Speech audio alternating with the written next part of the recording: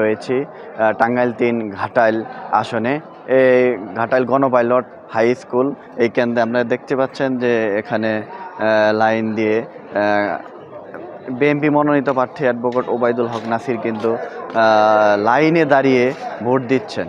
আর একটি বিষয় জানিয়ে রাখি, এই কেন্দ্রে ভোটার সংখ্যা মোট 4030। আপনারা দেখতে পাচ্ছেন যে লাইন দিয়ে সাধারণ যে ভোটার রয়েছে তারা কিন্তু ভোট দিচ্ছে। আর আপনাদেরকে জানিয়ে রাখি, এই আসনে 5 জন প্রতিদ্বন্দ্বিতা করছেন। বিএনপি থেকে মনোনীত প্রার্থী ধানের নিয়ে প্রতিদ্বন্দ্বিতা করছেন এস এম ওবায়দুল হক নাসির। এনসিপি এবং 11 দলীয় জোটের থেকে শাপলাকলি নিয়ে প্রতিদ্বন্দ্বিতা করছেন সাইফুল্লাহ হায়দার। ইসলামী আন্দোলন বাংলাদেশ থেকে প্রতিদ্বন্দ্বিতা করছেন হাতপাখা নিয়ে মাওলানা রেজাউল করিম। স্বতন্ত্র প্রার্থী মোটরসাইকেল নিয়ে প্রতিদ্বন্দ্বিতা করছে লুৎফর রহমান খান আজাদ। স্বতন্ত্র প্রার্থী হাঁসমার্কা নিয়ে প্রতিদ্বন্দ্বিতা করছেন আইরিন নাহার নিপা।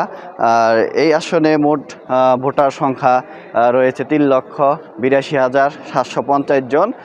আর এই আসনে আপনারা দেখতে পাচ্ছেন যে এস এম ওবায়দুল হক নাসির লাইনে দাঁড়িয়ে যে ভোট দিচ্ছে। এই ছিল আমার কাছে নির্বাচনী নিয়ে সর্বশেষ খবর।